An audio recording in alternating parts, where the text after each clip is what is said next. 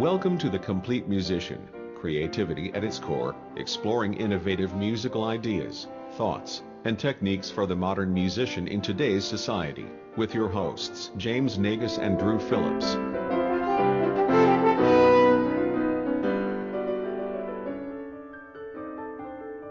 Welcome to another episode of the Complete Musician Podcast. I'm Drew. And I'm James. Hold on. You sound a little funny. Are you sure? Are you sure you're James? I think so. Yeah. Okay. No. Okay. Well, if you were James, then you would know a couple things. Okay. So here's some questions. You gotta make sure that you are him. Okay. What is James would know? What is your favorite restaurant? Taco Bell. That's right. Okay. All right. Why would you doubt me, right. Drew? We've been through so much. Okay. Here's the next one. This is very obvious. Of the My Little Ponies, which one is your favorite? Mr. Ed.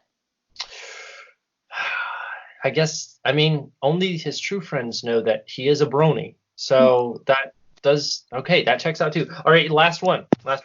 On the third Thursday of every February, what do you have to do? Buy new socks for my silly sock collection. Oh, I'm sorry that you are not James. The answer was go skydiving. I'm sorry. That's just, or buy a bucket of eels. Either one. Oh, that was my next guess, actually. But well, this is why identity theft is a danger. You need that third security question. There you go. That's right. That's why there's three of them. And to all of our listeners, now you know this is not James, but we have a wonderful special guest who is a friend of the Moto horn duo here. We have Dr. Anne Marie Cherry here. She is a professor at Columbus State University in Columbus, Georgia. She is a horn player extraordinaire, virtuoso player, amazing teacher, skydiving enthusiast, position creator, and I think you like baking pies, maybe? Yeah. Sure. I also certainly enjoy eating them, and I also enjoy tacos. So I have that in common with both of you. There you go, and that's why tacos. Yeah, that's why you're such a good friend of the podcast. So. Anyway, we are so happy to have her on, since James is still off on his whirlwind adventure that we can't talk about yet, or he'll have many stories coming back from that we are international. Yeah, he's an international man of mystery is what's happening. That's the perfect description. So he will have tons of stories. But right now, Anne Marie is joining me for talking about the recent podcast releases, which was about teaching and. That little mini-series I did on structuring rehearsals, structuring practice, structuring private lessons, all those kind of big topics. So, Amory, you have listened to all of these little things that I've given. And, I gave a lot of thoughts and I spoke many words. Not good ones. Not all of them. No, some of the best words, though. Some really excellent ones, yeah. Oh, good. At least some of them were good. And so what I want is exactly what I think, and I think both of us think all of us should be doing as teachers, which is just talking about how we do things and how we can share our knowledge with each other. Yeah. Oh, absolutely. I agree with you that as teachers, the more we can talk to other teachers, the better our own teaching will become. So I'm excited to do this. This will be fun. Yeah, this is going to be fun. So we're just going to go bullet by bullet, episode by episode. So the first one was on planning. And, it talked about planning with structures. And my big thing on that one, I know, was about stating your objectives and goals at the beginning of a lesson. Yeah. Talking about activities and purposes and content. What do you think? I loved this. So my first reaction when I heard this whole episode was, oh my goodness, he's so much more organized than me. And I loved it.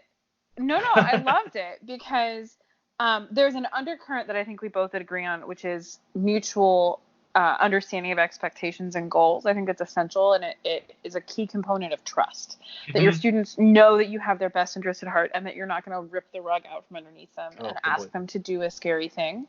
So that I loved, but it's interesting. So for objective and goals, I was thinking, like, for me, I tend to think of it more as, like, I'm giving them a preview, I guess, of what to come.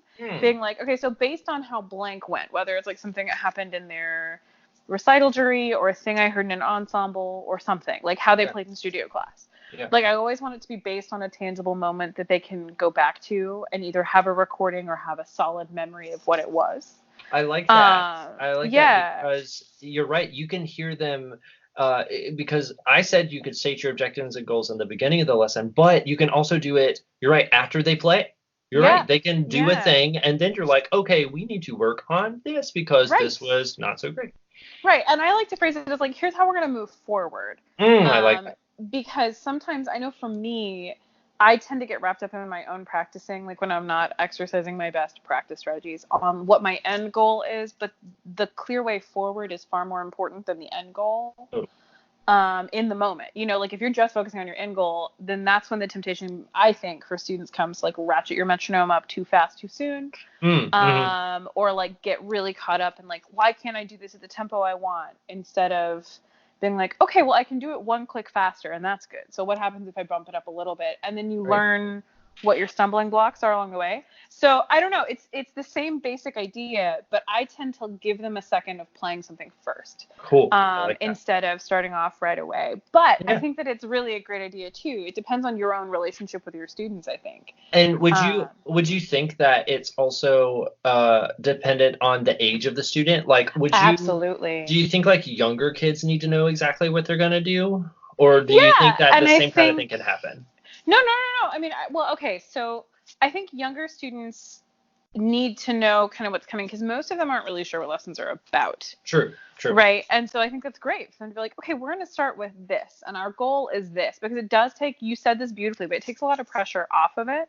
If you're like, my goal is just to, like, we're going to learn this pattern of notes, or we're just going to use great air. That's the thing I find myself always coming back to. Yeah. It's like, I want you to just use a really efficient blow, and if you crack all the notes, I don't care. Yeah. And then when I take the accuracy out of it, then they relax, you know, or if I give them an objective, and this is something that, like, in my mindfulness research, I talk about a lot, having an intention, so that if you're achieving that intention, then that's a success. And it might make you aware of other intentions you need to set, but it's not a fail because you didn't achieve everything at once. It's still a win. Like, achieving any of your intentions is awesome. I remember saying that. And your mindfulness stuff. We're gonna talk about that because not to preview anything, but there are some things in the works for some core Moto things to maybe go down and do some visiting, and there will certainly be some podcasting in the future with that. And I don't know if you're 100% aware of what we do with our podcast guests, but you have to summarize your research and important things in 2 minutes. So be careful about wasting all your words on mindfulness now. Okay, I'll save them all for later. Excellent. Okay, fantastic. Good. Okay, so any more thoughts about planning? Yeah, so you were talking a lot about structure, and I was thinking about this a lot because I'm in a new job and meeting new students for the first time. It's a great perspective to have, yes. Yeah, so like in my previous life, when I was in Austin, I was an adjunct professor at UT, which is just, like a wonderful time, but I also was teaching 50 private lessons a week to area high school and middle school kids. So I was like kind of covering the gamut, and I was thinking about this. And I really feel like for me, my structure is very different depending on the student's skill level. Okay.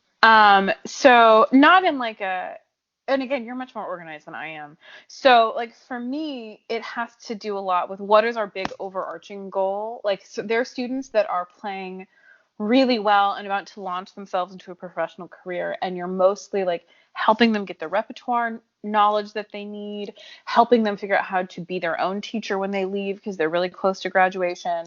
Yeah. And those kinds of goals inherently are going to have a different kind of a structure because you might have to cover an immense amount of repertoire quickly, or you might be, if they're gearing up for a competition, living with the same rep for a really long time. Right.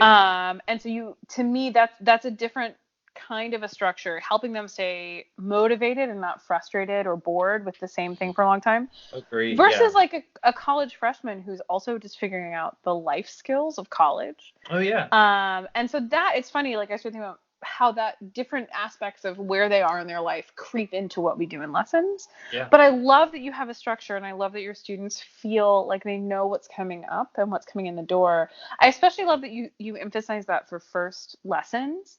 Because I think it's a thing that a lot of us don't think about. And as a college professor, that's definitely a thing that happens in our lives. You know, high school students reach out to us and want to have a lesson. But they don't really know what that means yet. And they're entering this big, scary building that seems very important. Yes. You know, and so they're going to want to project the best versions of themselves, and anything we can do to help them feel equipped to do that, I think is great. So I love that. I love to do like a kind of getting to know you. I call it investigating. Yeah. So like when a student first comes in, if I don't know them, sometimes I say like, hey, pretend like I'm not here and like, let's get warmed up. I'm sure you want to play some notes. So, like, take me through the crash course of your warm up, because you can see a lot of times what are the things in their playing they're avoiding. Yeah. And then what are the things they're really good at. And also see kind of how patient they are with themselves, or what they're really listening for. Like if they're playing through an overtone series and it's super rough, but it's really fast, you know, then that tells you something. And then I like to play duets with them. Yes. And like make it feel like a game, but I can learn so much about their musicianship through watching them do that. Absolutely. And then once they feel comfortable with me, especially because in duets, I mean, like, I'm a good sight reader, but I make mistakes sometimes. And that, I think, the humanizing element of that, like, oh, whoops, you know, like, and I'll joke about it. Like, well, you know, thank you for sticking with it. I don't know what my problem was. And then when they feel comfortable with you as a human, then when you dive into the rep, I feel like that's a place of trust already. But I loved what you had to say about all of that. Those were just my thoughts about that. Yeah. I love your online notebook. That's brilliant. I take notes by hand like an old lady. And I used to do that, and then I would lose the notebook. And I also did it because my kids can access it too. Yeah. Because they're always like, I don't know what to practice. I don't know we worked on it. I'm like, now you have no excuse. So you can look online and see it. But yeah, I used to keep a notebook too. I also used to require them to bring a notebook, and then none of them would. So I took that out of the equation, and now I just do it. No, I think that's brilliant. Do you let them edit it? Like, is it like they can only view it? Oh, they can only view it. Okay, good. I was thinking about that. I was trying to figure out, because on the one hand, like, if they can make comments, that's kind of cool.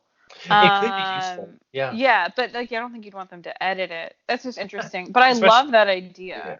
I know some teachers who have done that, and like they put their grades in there for like the lesson. So if you're like a grade, you know, whatever, and they're like, no, this was perfect. Yeah, I'm gonna tweak that, I think.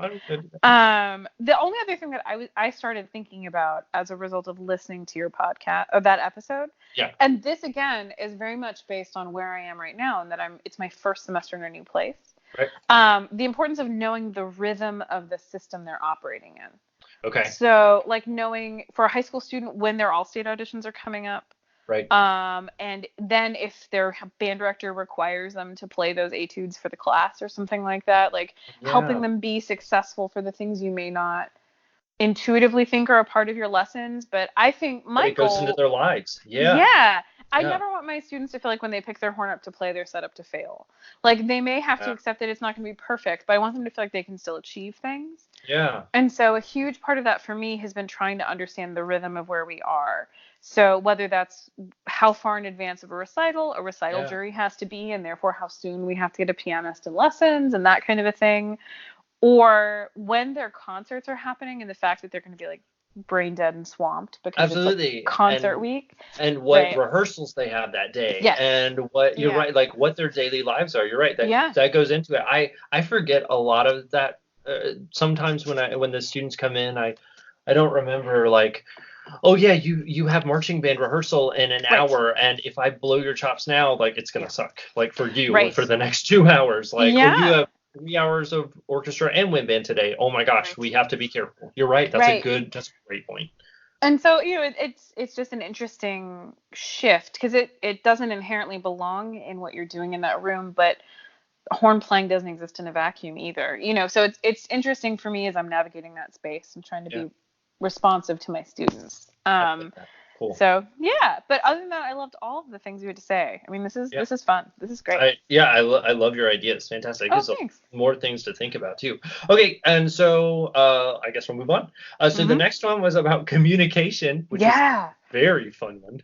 Yeah. Oh, yes. Talking about precise language, which is like the hardest thing in the world, and which is also about listening to yourself. And that is the worst thing to do, is to listen to your own voice. It's horrible. I know. And I don't know if you ever thought about this. I realized just from thinking about it that I have certain tics that I use. And there are like the insert or the useless words that I use. My one that I use all the time that I'm like desperately thinking about right now and trying not to do all the time is saying the word so. I connect so many sentences with the word so. When I listen back, I'm like, why did I do that? That was so useless. Like, why?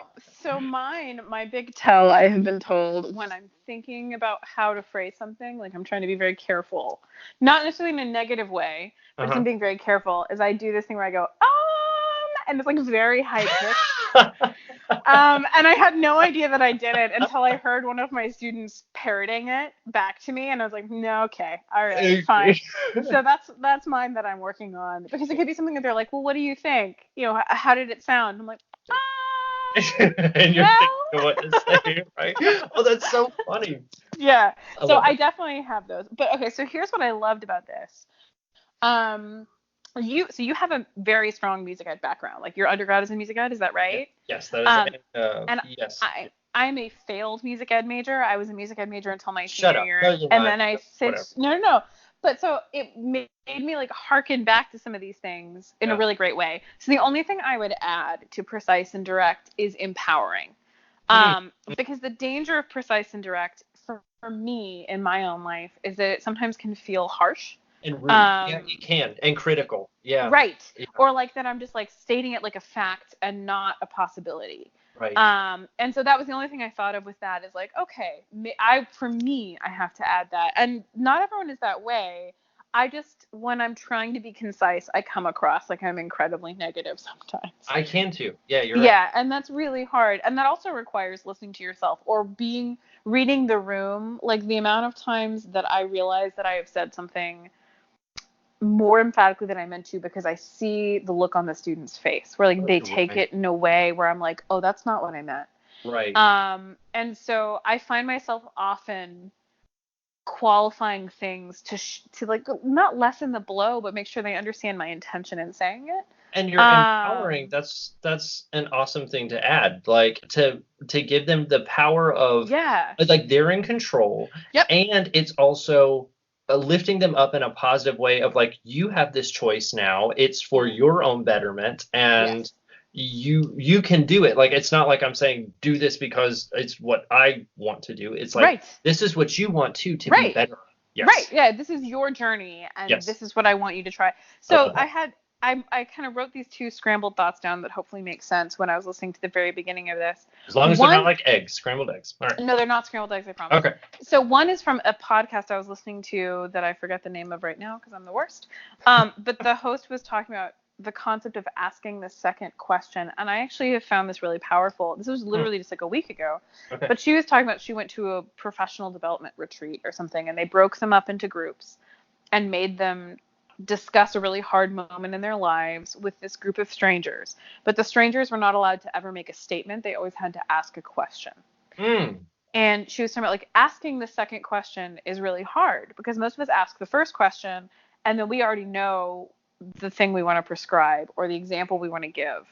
And it's a closed deal. And I challenged myself this week, like ask another question with the students, and it was amazing because sometimes it revealed that they didn't have vocabulary to describe the moment we were in, and then it was fine for me to pivot to instruction. But sometimes they made the leap on their own just because I asked them a question, and I was like, well, that's far more helpful. Is there an example you can give of that? That's really interesting. Yeah, well, it's hard. I think teachers get in the mode of wanting to immediately be able to give an answer. Right. So there's a student who is preparing for like a concerto competition or something like that. Right. And they're playing through, like say the exposition of a Mozart or something. Okay. Right. Yeah.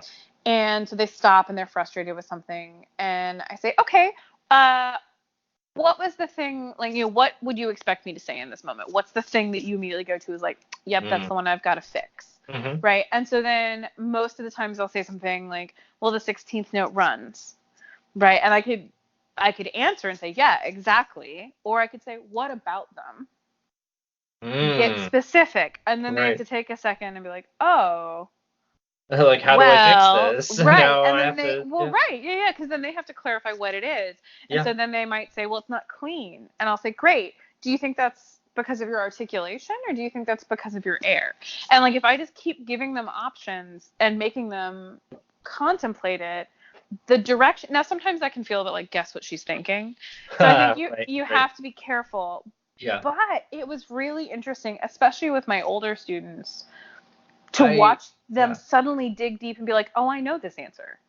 I love that. Yeah. It's empowering, just like you said. It's empowering, and it also makes them, like you said, qualify things that you realize they may not be able to qualify. Like if you're talking about students or talking to students and talking about tone, and you talk to them about, okay, so like you said, what do you think needs to be fixed? Okay, well, here, my tone. Like, what about your tone? Well, it's not good. Qualify. What is not good? Do you know? Describe what good is to me, and then we'll talk about how to fix it. That's Yeah, and so it's really hard. Forewarning, but it's also been really powerful. So that's been a new thing. But the other thing I was going to say is sometimes I tell them, like, we may not come across the answer today, but we're going to try a bunch of things because we're going to be like scientists. Because we're detectives. Yes. Right. Yeah. And so then I tell them, I want to invite you to explore this week, and then tell me how it goes.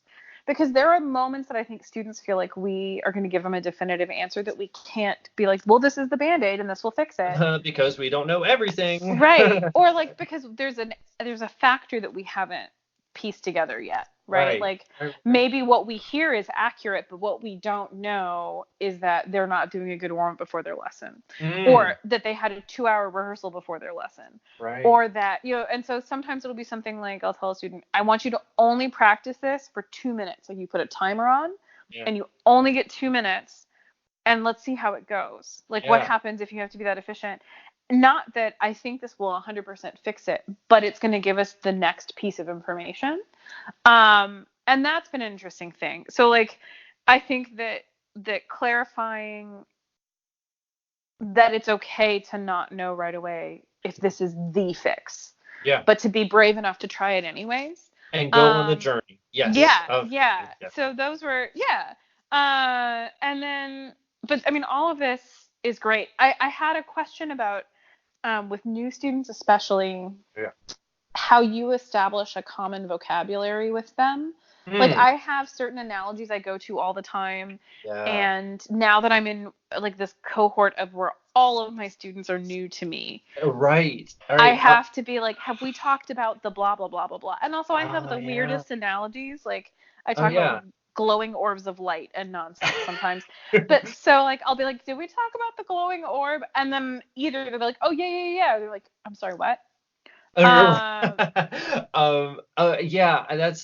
That's tough. The vocabulary you use with a student, because you're right, every teacher has their own idioms. We have our own experience that we use. And if we're using precise language statements, maybe there should be no idioms. But we do music though, and music is so descriptive and vague, and you can't put your finger on it. It's intangible. Like so many things we have to describe. So you're right. Idioms are definitely a teacher's go-to, and I think honestly, what sticks with students after we're done with, they remember these things. I remember so many little like just phrases that my teachers say. How do I establish that? I try, at least with students coming in, because like my vocabulary, if I think about it, you're making me think. I know. No, you're really making me think right now. Because I talk about overtone series a lot. That's a lot of my vocabulary, and that's a technical term, but I try and establish overtone series, and I verbally assess them on it almost every time. I'm like, we are starting an exercise on overtone partial 6 in E trumpet. Tell me that note. And they're like, yeah, and they go through and I'm like, we talked about this. Let's go through the process and talk about it again. And give them a chance to ask the questions again. I think that's great. Yes. When okay, so we're talking about other language. I like to talk about. Oh, let's see. I like to talk about especially concise air. And directed air out in front of you. That's one of my things is making sure that your air is controlled and out in front of you. And I like to use this analogy of okay, here I'm going to tell you. When I'm thinking about entrances, I like to think a lot of us, let's be real, entrances are really hard. And a lot of times, like some of the hardest things that we have to do is just starting. Yeah. And so a lot of times we don't use the air we need because we're scared of it and because we just don't put it in the direct place. It's too wide. It's too whatever. Right. Absolutely. So one of the things I used to use is my analogy of Sesame Street characters. Remember when there were celebrities and they were doing like, this is the letter B today, and they put like their face in the hole and that kind of thing? Okay, so those were annoying to me when I was a child. Even they're annoying now, but they were annoying when I was a child. And so I just always just like want to sock them, just like punch them right in the face. And so I think I tell my students a lot, like when you use your air, it's like throwing a punch. Like you're not gonna fight somebody that's taller than you because you're going to get your butt kicked. You're not going to fight someone shorter than you because that's dishonorable. How dare you? You're going to fight someone your own height at your eye level that you can do a good right hook at. And that's where your airstream needs to be. It needs to be like a punch to the face of the Sesame Street celebrity. Oh, that's so funny. Okay, so wait, can I interject with a similar thing? Yes. Okay, so I think it's a similar concept, but I tell my students to imagine that they're playing darts. Yeah. And I say, what happens if you hesitate when you throw your dart? Someone's going to they're like, yeah. Right. Yeah. And I was like, so even if it doesn't hit the bullseye, I need you to throw it. Yes. Like follow through and just throw it. And then we can correct it. Yes. But you have to play it like it's darts. Yes. And it's funny. So to you, like throwing a punch and throwing a dart, I mean, like it's throwing like an emotion that has nothing really to do with air, but that 100% makes sense. Yes. I love this. I mean, this is exactly the sort of vocabulary that I'm talking about. Yes. That's so crucial because if they know that that's what you're going to say, like if you can just say to them, no, you got to play like you're throwing a punch. For a student who's heard that before, they're like, great. Yes. For a student who hasn't heard that before, they're like, are we going to fight? Like, what? Right. Yeah. They're like, wait, what does that mean? Right. Are you promoting violence? No. So do you just like tell your students? Yeah. Do you just encourage them to constantly ask you questions? Like I try to do that, but like if it doesn't make sense, please don't pretend like it does. Like that's fine.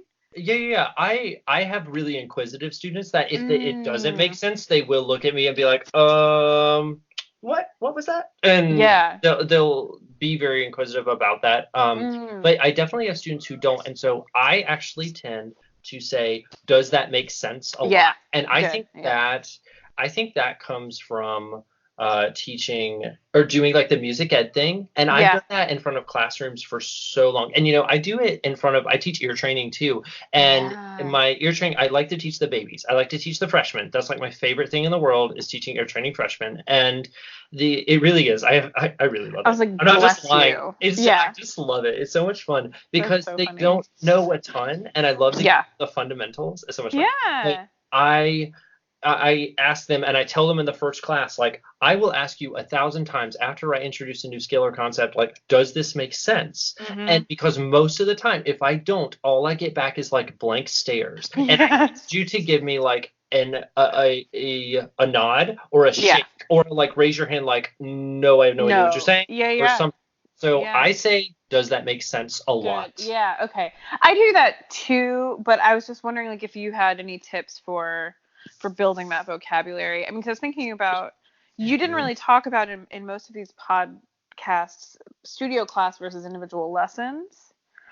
Right. And that's because I don't have a regular studio class. Right. Yeah. And I was thinking about like what an advantage. So I'm very lucky in that I get a lot of time with my students as a studio outside of individual lessons right now because of the precedent of the program I'm in. That has not always been the case, but that is definitely something for those teachers that have one. Yes. That I would encourage them to utilize that to build that sense of community. But it's interesting. If you don't have a studio class, it becomes very one-on-one. It does. Checking It's in, very which is also important. But the only other thing I thought about communication was the necessity to find your authentic voice as a teacher. So you talked a lot about convictive tone, and I know exactly what you mean. But I started thinking about myself. Like, I listened to my own lessons this week because I was teaching after listening to the episode you sent me. Yeah. And trying to figure out if convictive is the word I would use to describe myself. Okay. And I don't think it is quite, but it's getting at the same heart of it. Like, I'm very honest with my students. Yes. Yes. I tend to joke with them a lot and tease them in a way. Yeah, I do the same thing. Yeah. But it's interesting.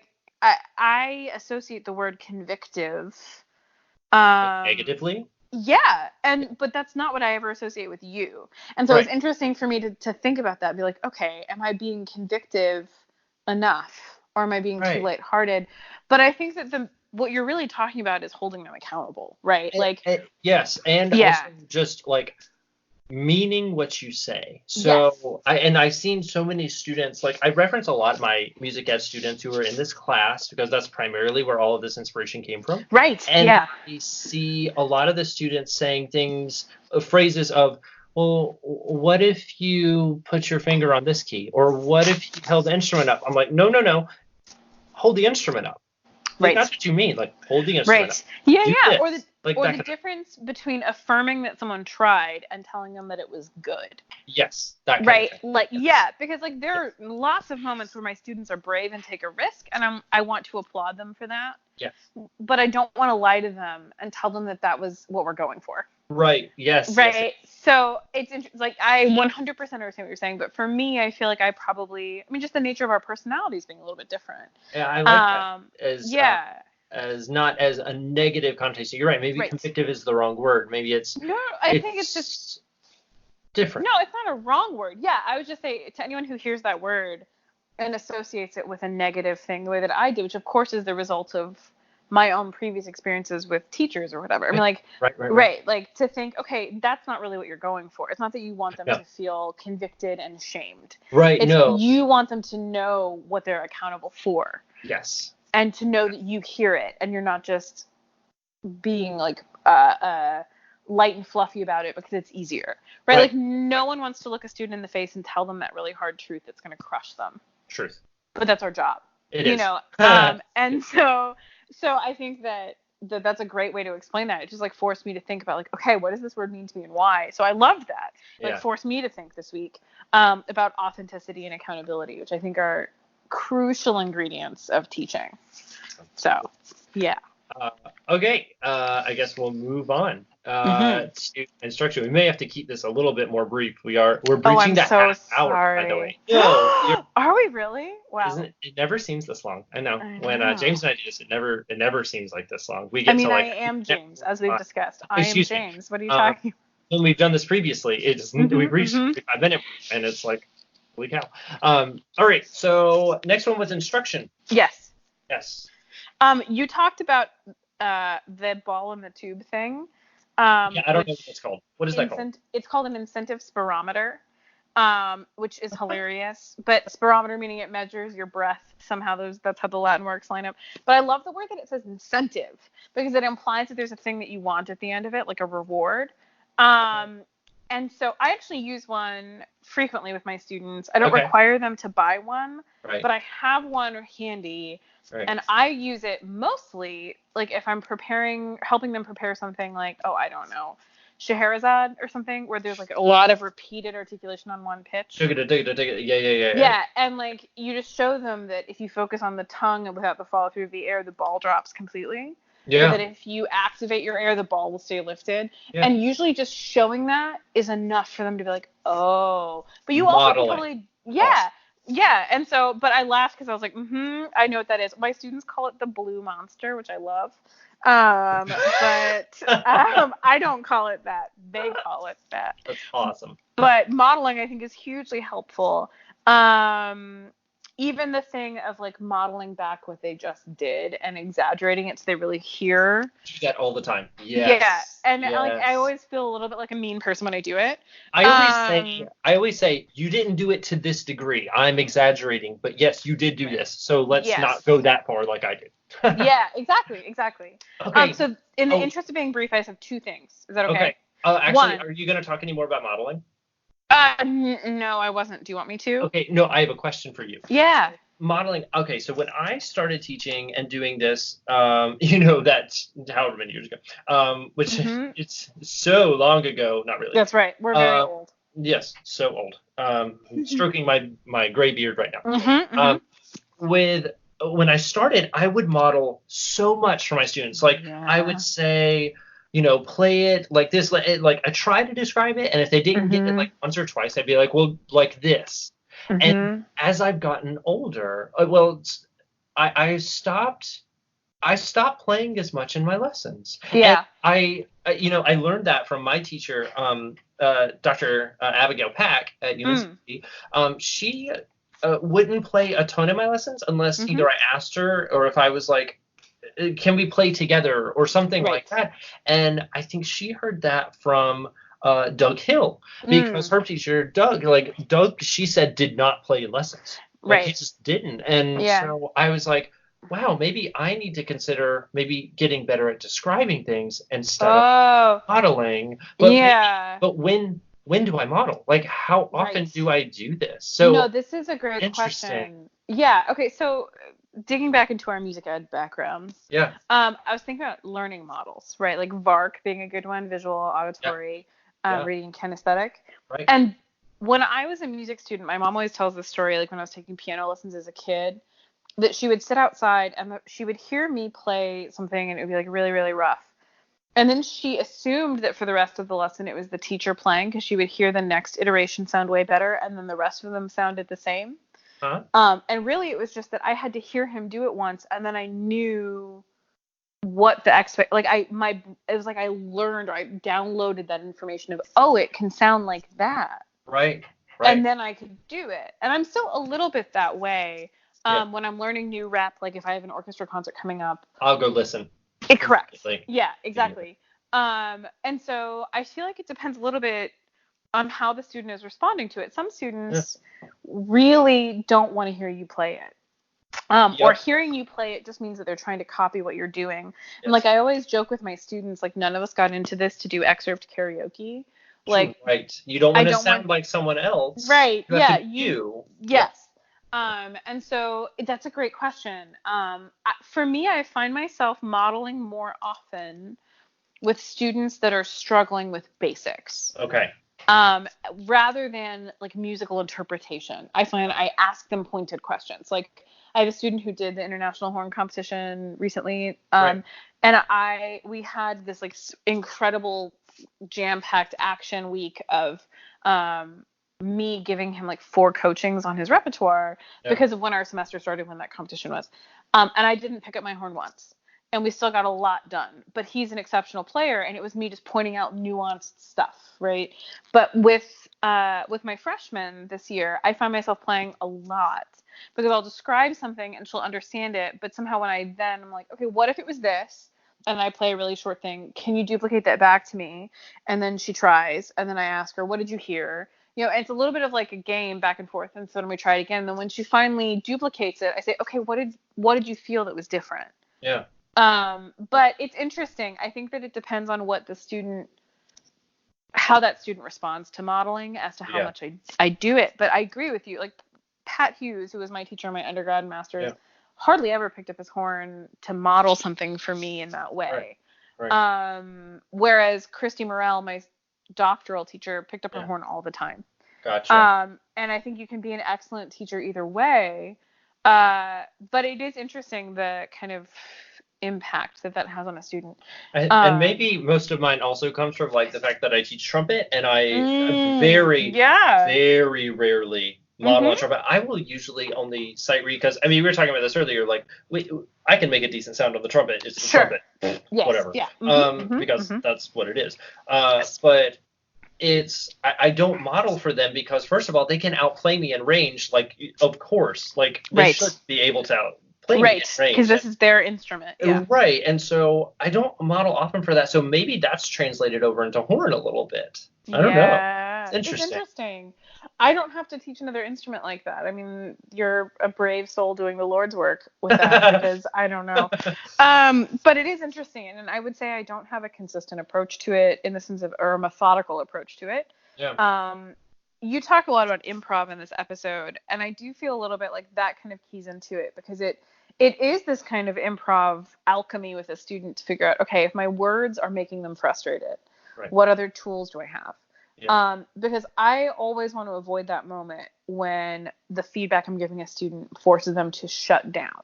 True. And so if I can shake them out of it by like modeling it back and forth and taking them off of the music and just playing the horn, or vice versa, like if it like, let's sing it, let's talk about it, let's buzz it, let's do something that's, so I find myself shifting really quickly, frequently because of what I see the student giving back to me, to be honest. Yeah. Trying to be dynamic in that way. So I don't know that there's a right answer. No. You did make a comment in this episode that I do want to emphasize that I cannot agree with more, which is about teachers needing to keep learning. Oh, yeah. I think that's so incredibly important. And that I think that some teachers feel embarrassed about that, like the idea that they don't know an answer. Oh, man. Or they don't know a piece, or they don't. So, like, I was thinking about that. Like, I frequently will say, I hear this, rather than guessing at what they're doing. Yeah. If I just don't know the answer, I'll be like, this is what I'm hearing. What are you feeling? And then we, like, try and tie those two things together. Right. But also that I love when my students come in and they've found a recording that I don't know. Or I have a student who's like so excited about French horn social media in a way that I have never been. I'm like, I love it because he'll tell me about this video he watched. Right. And he posts his own videos and he's really excited. And I love that because I'm learning through him interesting things. Right. Or through my colleagues. So yes, teachers and learning, and I loved everything about that. So I wanted to say that. Yay. And yes, there was one other thing that I've forgotten. Oh, I have a true confession. Yes, we love confessions. Okay, good. So you were talking about having a detailed plan. There was at some point in this episode you talked about having a detailed plan. And that was probably definitely aimed more at like lesson planning, like like writing down all your procedures. And if you've never done it before, like that's doing it. And so maybe for us, okay, just to preemptive, I don't want you to feel terrible or anything. Like when we teach a first time student who has never played the horn before, we have our routine. We know what we're going to go through. We know what we're going to do. It's clockwork at this point because we've done it so many times. Yeah. I have not written out the instructions for teaching a horn player, and maybe I should, but I haven't done it in a long time. That's who that was aimed at most. Got it. Well, so I started thinking about like, if you were thinking more like, okay, it's the beginning of the semester, and do I have a sequential lesson plan for each lesson of the semester? And I was like, oh my God, I don't. So what I was going to say is I feel like I do really well with a framework that's vague and that I know. So like if that framework includes like lip slurs and then some sort of finger patterns or whatever, and like that I know the order I want to put it in, that like I think air is the most important ingredient and everything builds on that, and then it goes to repertoire, that I have that kind of, I know where we're headed. Yeah. But that we may not get all the way through it, and that's okay. So it was interesting. But you were definitely, I think, talking about people who are first-time teachers or new teachers in that moment. Yes, I was. There, in my semester, the only real organization I've done of that way, like a framework for a collegiate semester, was a couple of semesters ago. I did a semester-long project where every week the students had to submit videos of a specific exercise, like a specific. Telling me about this.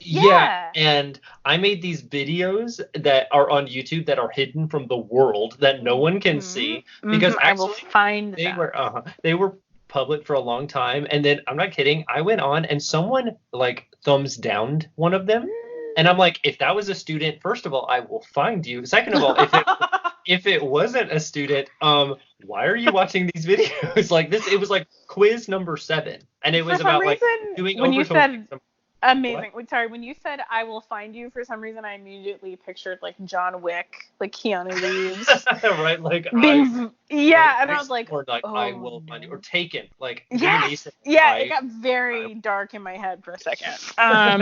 Okay, so that makes more sense. So that structure of they had a quiz to submit to me every week of a specific exercise, that was a big structure that I used in my lessons, because then they had an overtone exercise to do every single time. They knew they're gonna, because they had to record it by Sunday night. Done. Yeah. No, that's great. My only other 2 things in this, because I know I'm babbling at you and I'm sorry, were using repetition to boost confidence. That's a thing you hinted at. Yes. But I wanted to say it overtly, because a lot of my students right now were like discovering that they're better at the horn than they think that they are. And so they'll do a thing and they'll look at me like, well, I can't do that again. And so me trying to like, yes, you can. And like, let's explore it and see how that works. And like to boost their confidence of like, yeah, you just played 5 high C's for me. You've got them, or something like that, as opposed to, well, you need to do it again to prove to me you can do it. Like to make it something where it's you did this so many times, you can do this. Like when you walk into orchestra rehearsal, don't be scared of that. You've done it for me, I know. So that's one thing. And the other thing, what you were talking about, improv and exploring skills and concepts. I like to do this in a really sneaky way, and I 100% stole this from Pat Hughes. Awesome. So he does this thing with students who think they can't play high, where he takes an overtone pattern, but it's like kind of a weird interval. It's not an octave, and it's not like an octave and a fifth. It's somewhere in the middle, but something their ear can hear. And he just starts them somewhere comfortable and takes them up the valve sequence, and they lose track of what pitch they're playing. I love, that's awesome. Like and doing then, up to like the 7th partial, up to something else that's like overtly out of tune. Correct. And you're not trying to get them to play the right note. You're just going to try and duplicate the pattern. Yeah. So I love at the end of it being able to be like, do you know what note you just played? Especially for students who are like, well, I can't play high. I'm like, well, that's nonsense, because you just played a high B flat like it was nothing, and like sneaking them into it, because I do think it's like the musical equivalent of white coat syndrome. Like those people who like their blood pressure goes up just because they're at the doctor's office. Oh yeah. I think that horn players do that when there's a thing on the page they haven't achieved before. Then every time they see it, they reinforce this narrative of, I'm not the person who does that. It's panic, yeah. Yeah, and so I like to just deconstruct that narrative through sneakiness. I love it. And use improv to do that, because sometimes you don't know what's going to be that moment, but you can immediately think of like, oh, this lip slur that Adam Unsworth showed me one time, that's the right tool for this, or like, like whatever. It's like plug in whatever it is, or like make a game out of that passage in music. Great, let's take that and let's start somewhere comfortable, and like let's just mess around with it and turn it into a derivative exercise or something. That's super cool. I love that. I'm going to steal that completely right now. Sneakiness. I approve of sneakiness in all forms. All forms. Fantastic. Cool. Mm-hmm. Hey everybody, well this episode is getting a little bit long, so Dr. Cherry will be back to discuss the rest of the topics from the teaching mini-series on the next episode, the continuation of this one, but I decided we're going to cut it off here. Thanks for listening so far. Please tune in to the next episode in this little 2-part Dr. Cherry interview series about teaching. If you want to contact us, you can contact us by email at coremotohorn@gmail.com, or visit us at our website or our Facebook page. Listen to us and subscribe and like us on iTunes. We really appreciate it. Be back soon with the next part of the interview. Thanks.